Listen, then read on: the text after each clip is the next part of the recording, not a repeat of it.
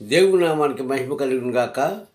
మన ప్రభు అయిన క్రీస్తు నామంలో మీ అందరికీ కూడా వందనాలు. మీ అందరూ కూడా ప్రతి ఉదయము వాక్యం వింటున్న మీ అందరూ కూడా దేవుని చేత ఆశీర్వదించబడాలి, దీవించబడాలి.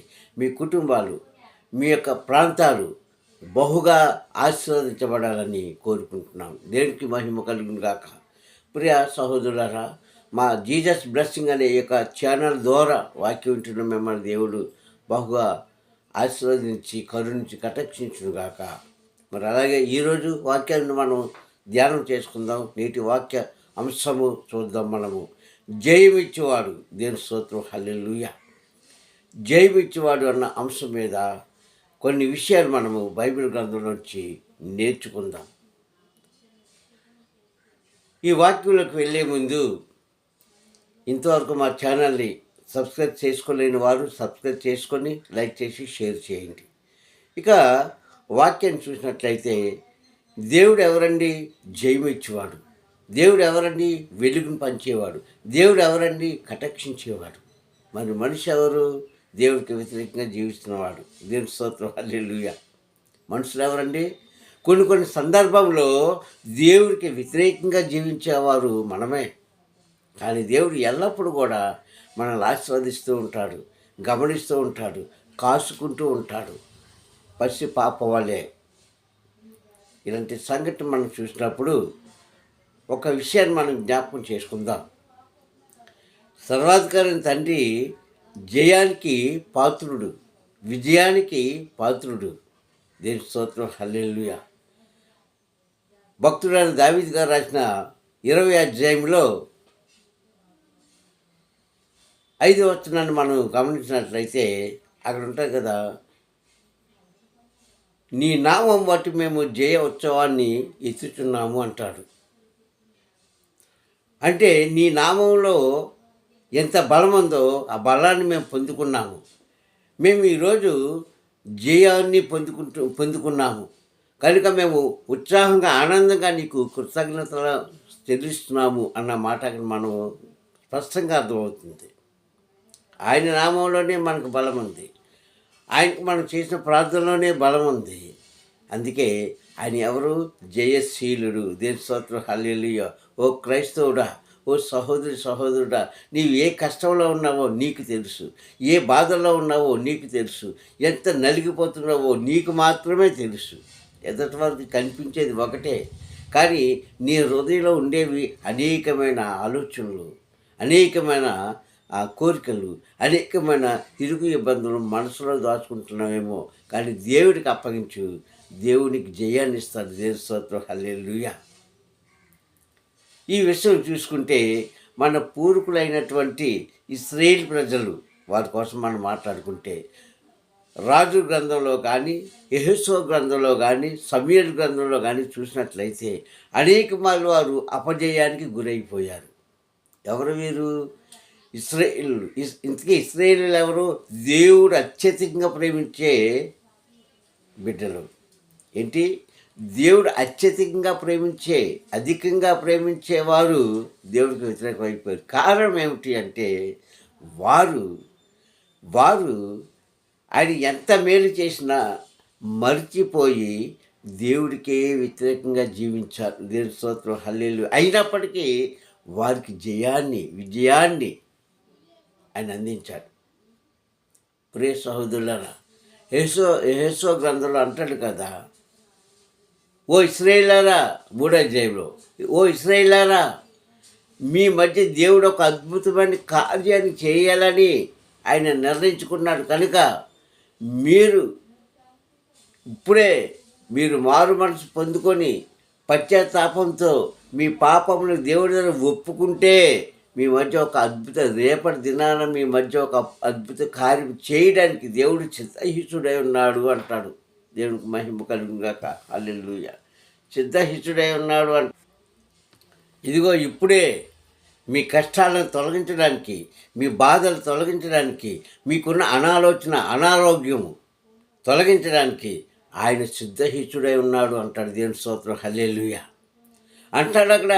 యెహోషువ చెప్తాడు ఇశ్రాయేలు ప్రజలకు 3వ అధ్యాయం 5వ వచనంలో యెహోషువ గ్రంథంలో, రేపు మీరు నమ్ముకున్న మీ దేవుడు, మీరు నమ్ముకున్న మీ దేవుడు, మిమ్మల్ని నడిపిస్తున్న మీ దేవుడు, మిమ్మల్ని కాసిన మీ దేవుడు, మీకు ఆహారం పెట్టిన మీ దేవుడు, ఐగుప్తులో ఉన్న మిమ్మల్ని బయటికి తీసుకొచ్చిన మీ దేవుడు ఇదిగో మరొక్కసారి మీకు ఒక అద్భుత కార్యాలు చేయడానికైనా సిద్ధంగా ఉన్నాడు. అయితే మీరు చేయవలసింది ఒకటే, ఇప్పుడే మీరు మారు మనసు పొందండి, ఇప్పుడే పశ్చాత్తాపంతో ఇప్పుడే ఆయన వద్ద సాగిలపడండి, మీరు జయాన్ని చూస్తారని చెప్పిన మాట మనం జ్ఞాపకం చేసుకోవాలి. కానీ ప్రియ సహోదరులారా, ఈరోజు ఎంతమంది ఉన్నారు? మనకున్న కుటుంబ భారాలను చూస్తున్నాము, కుటుంబ అవసరతను చూస్తున్నాము, కుటుంబంలో ఉన్న కలతలను కన్నీళ్లను మనం లక్ష్య పెడుతున్నామే. కానీ అయ్యో, నన్ను రక్షించే దేవుడు, నాకు జయాన్ని ఇచ్చే దేవుడు, నన్ను నడిపించే దేవుడు, నా కన్నీళ్లు తుడిచే దేవుడు, నా ఆకలి దప్పులు తీర్చే దేవుడు, నా అవసరతను తీర్చే దేవుడు ఒకడున్నాడే అని జ్ఞాపకం చేసుకుంటున్నావు క్రైస్తవుడా. అందరికీ బాధలు ఉన్నాయి. బాధ లేని వారు ఎవరండి? ధనం ఉన్నవాడికి ఆ ధనాన్ని ఏ దొంగలు ఎత్తుకెళ్ళిపోతారన్న భయము, ఏమీ లేని వాడికి ఏమీ లేదన్న బాధ. ఇలాగ ప్రతి మనిషికి, ప్రపంచంలో ప్రతి మనిషికి ఉన్నాయండి. కానీ ఒక్కసారి ప్రియ సహోదరులారా, ఒక్కసారి మనం ఇవన్నీ పక్కన పెట్టి, నాయన జయశీలుడవే నీవు, జయమిచ్చేవాడివే, విజయ ఉత్సాహాన్ని ఎగరవేయడానికి అధికారునివే నీవు, మా పట్ల నీవు కనికరం చూపించిన ఆయనని ఒక్కసారి నీవు హృదయపూర్వకంగా ప్రార్థన చేయగలిగితే, హృదయపూర్వకంగా ఆయన దగ్గర రాగలిగితే నీకు అసాధ్యమంటూ ఏమీ లేదు. దేవుడికి మహిమ కలుగుతుంది కాక. ఆమేన్. నీకు అసాధ్యమంటూ ఏమీ లేదు. క్రీస్తు అంటాడు, పేతురు అంటాడు, ఓ పేతురు అంటాడు, ప్రభా నీకు సమస్తము సాధ్యమే, అది మాకు అసాధ్యమయ్య అంటే క్రీస్తు అంటాడు, పేతురు ఎందుకు తొందరపడుతున్నావు? మత్తయి సువార్తలో రాయబడిన మాటలు, ఎందుకు నువ్వు తొందరపడుతున్నావు? నాకే కాదయ్యా, రాబోతున్న దినాల్లో మీకు కూడా సమస్తము సాధ్యమే. ఎలాగ సాధ్యము? నీవు నమ్మగలిగితే, నమ్మకంతో జీవించగలిగితే, మనకున్న కష్టాల బాధలన్నీ ఒక పక్క చూసేసి, నాయన నీవే నన్ను నడిపించే దేవుడు, నీవే నన్ను పోషించే దేవుడు, నా కష్టంలో, కన్నీళ్ళలో, వేదనలో, శోధనలో నన్ను ముందుకు నడిపించే దేవుడు నీవే కదా అని మనము ఆయన మీద పూర్తిగా ఆడుకోగలిగితే చేమిచ్చే దేవుడని మన దేవుడు. నిజమే, ఈరోజు ప్రతి కుటుంబంలో ఎన్నో కలతలు, బిడ్డల వల్ల బాధలు, భర్త వల్ల బాధలు, భార్య వల్ల బాధలు, ఇరుగు పొరుగు వారి వల్ల బాధలు, కుటుంబాల వల్ల బాధలు, నువ్వు చేసిన ఉద్యోగంలో బాధలు, నువ్వు చేసిన చేతి పనుల వల్ల బాధలు, నువ్వు జీవించడానికి ఏదైతే చేసినా ప్రతిదీ కూడా కష్టమే. ఆ కష్టాల్లోంచి దేవుడు నేను తొలగించబోతున్నాడు. దేవుడి స్తోత్రం, హల్లెలూయా. ఆ బాధల్లోంచి దేవుడిని తొలగించబోతున్నాడు.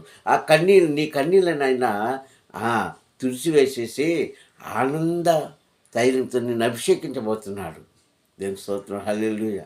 అందుకే 84వ అధ్యాయంలో ఒక మాట మనం చూసుకున్నట్లయితే 7వ వచనంలో అంటాడు కదా, వారు నానాటికి అభివృద్ధి నొందుదురు. దేవుని స్తోత్రం, హల్లెలూయా. బలాభివృద్ధి నొందుదురు అంటాడు. 84వ కీర్తనలో 7వ వచనంలో వారు నానాటికి బలాభివృద్ధి నొందుదురు.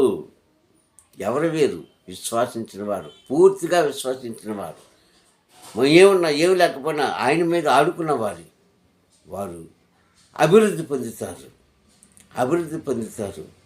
జయములు పొందుతారు. అందుకే ఆయనకున్న పేరేంటి? జయశీలుడు. ఇశ్రాయేలు ప్రజలు ఇశ్రాయేలు ప్రజల మీద అనేక మార్లు అనేక దేశాలు యుద్ధానికి వచ్చేటప్పుడు మా అంతటి బలవంతులు లేరు అనుకునేవారు ఇశ్రాయేలు. మేము దేవుడు బిడ్డలం కదా అనుకునేవారు. కానీ చిన్న దేశమైన ఫిలిష్తీయుల చేతిలో ఓడిపోయారు వారు. దేవుని స్తోత్రం, హల్లెలూయా. ఎందుకు ఓడిపోయారంటే ఫిలిష్తీయులకి దేవుడు జయాన్నిచ్చాడు, ఇశ్రాయేలుకి దేవుడు అపజయాన్నిచ్చాడు. కారణం ఏమిటి? ఇశ్రాయేలు దేవుని యొక్క మాట వినేవారు కాదు. ఇశ్రాయేలు దేవుడికి వ్యతిరేకంగా అనేకమైన పాపాలు చేశారు. కనుక వారిని సంహరించడానికి చిన్న దేశమైన ఫిలిష్తీయులకి ఆయన సహాయం చేసి వారికి జయశీలకు ఉండేటప్పుడు అందులో చాలామంది మరణించినప్పుడు అప్పుడు ఇశ్రాయేలు ప్రజలు ఏమనుకున్నారంటే, ఇదిగో మనం నమ్ముకున్న దేవుడు, మనకు తోడే ఉన్న దేవుడు, వారు పక్షాన ఉన్నాడు కనుక ఇప్పుడే మన పాపాలను ఒప్పుకొని మనం జయం పొందుకుందామని మరలా వారు ఏం చేశారు, ఆ ఆ కొండ మీదకి వెళ్ళి వారు ప్రార్థన చేసి వారు ఒప్పుకున్నారు. వారు ఆయన సన్నిధిలో ఒప్పుకున్నారు. మేము పాపాత్ములం దేవా అని ఒప్పుకున్నారు. అప్పుడు మరలా ఫిలిష్తీయులకు ఇచ్చిన జయాన్ని తీసుకొచ్చి ఇశ్రాయేలుకి ఇచ్చాడు. ప్రియ సహోదరులారా, ఈరోజు నీకు నీకు జయశీలుని వెనకాలన్నాడు. జయం పొందుకోవడానికి, విజయాన్ని అనే పతాకం ఎగరవేయడానికి, నిన్ను ఒక మనిషిగా, నిన్ను ఒక మంచి కుమారుడిగా, కుమార్తెగా తీర్చిదిద్దడానికి, ఈ ప్రపంచంలో నీవు నివాసం చేయడానికి నీకు తోడుగా ఒకడున్నాడు. ఆయనే జయశీలుడైన తండ్రి అయిన యెహోవా. దేవుని స్తోత్రం, హల్లెలూయా. కాబట్టి ప్రియ సహోదరులారా, మనం ఎన్నో బాధలు, ఎన్నో కష్టాలు, ఎన్నో కన్నీళ్ళలో ఉన్నాం, వేదనలో ఉన్నాము. మనము చేయవలసింది ఏంటంటే, నీవు ఆయనకు లోబడి ఉన్నప్పుడు అంటాడు కదా కీర్తనదారులు 84లో 7వ నానాటికి వారు నానాటికి అంటే ప్రతిరోజు, ప్రతి సంవత్సరం, ప్రతి నెల, ఎప్పటికప్పుడే వారి కుటుంబాలు వారి బిడ్డలు దీవించబడతారంట, జయం పొందుకుంటారంట. కారణం ఏంటంటే జయశీలుడు మీ వెనకాల ఉన్నారు. దేవుని స్తోత్రం, హల్లెలూయా. నిన్ను నడిపించే నాయకుడు నీ ముందున్నాడు. నీకు ఆలోచన ఇచ్చేవాడు నీ ముందున్నాడు.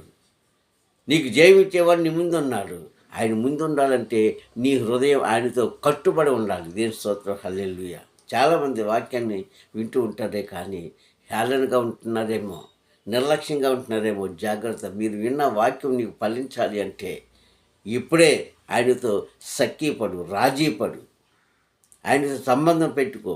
నీ ఆత్మను ఆయనకు అప్పగించు, నీ నడవడిక ఆయనకు అప్పగించు, నీ ఆలోచన ఆయనకు అప్పగించు. ఖచ్చితంగా దేవుడు నిన్ను జయ ఉత్సాహంతో ముందుకు నడిపిస్తాడు. దేవుని స్తోత్రం, హల్లెలూయా. జయ ఉత్సాహంతో నీకు ఏం చేస్తాడు, ఆనంద ధైర్యంతో అభిషేకిస్తాడని ఈ వాక్య ద్వారా మీకు తెలియజేస్తున్నాడు. దేవుని స్తోత్రం, హల్లెలూయా. కావున ఈ వాక్యమే నా మీరు ప్రియ సహోదరులారా, వెనకపడిపోవద్దు. జయం పొందుకోవడంలో వెనకపడిపోవద్దు. ఆయన మాట వినడంలో వెనకపడిపోవద్దు. ఆయన ఇచ్చే ఆశీర్వాదం పొందుకోవడంలో ప్రార్థించుకుందాం. ఘనమైన తండ్రి, ప్రేమమూర్తి, నీకు స్తోత్రములు. ఈ యొక్క సమయంలో తండ్రి నీ అమూల్యమైన వాక్కు ద్వారా మాట్లాడి, అయ్యా తండ్రి నా ప్రభా, వారు నానాటికి అభివృద్ధి పొందుతున్నారు నాయన. నిజమే, నీ మాటలో, నీ మార్గంలో నడిచినవారు, విన్నవారు, పాటించేవారు, నీ కట్టడాన్ని అనుసరించేవారు నానాటికి వారు అభివృద్ధి పొందుతూనే ఉంటారు తండ్రి, వలయ మొక్కల వలె. అలాగే తండ్రి నా ప్రభ, మేము తండ్రి తెలియక చేసిన పాపాలను క్షమించి, అయ్యా మేము చీకటిలో ఉన్నాము, విజయానికి దూరంగా ఉన్నాము తండ్రి. మమ్మల్ని జ్ఞాపకం చేసుకోండి తండ్రి. యేసయ్య మాకు జయాన్ని కలిగించి, ఆరోగ్యం, ఆయుష్కాలం ఇచ్చి, అయ్యా నీ పని చేస్తున్నప్పుడు, అయ్యా నీ మాట వింటున్నప్పుడు, నీ మార్గంలో నడిచినప్పుడు మాకు చీకటి రాకుండా వెలుగును నడిపిస్తావని క్రీస్తునామని ప్రార్థన అడుగుతున్నాను పరమ తండ్రి. ఆమేన్, ఆమేన్, ఆమేన్. ఎందుకు మరొకసారి ప్రభునామంలో వందనాలు. సర్వాధికారి తండ్రి మేము సదా దీవించును గాక. ఆమేన్.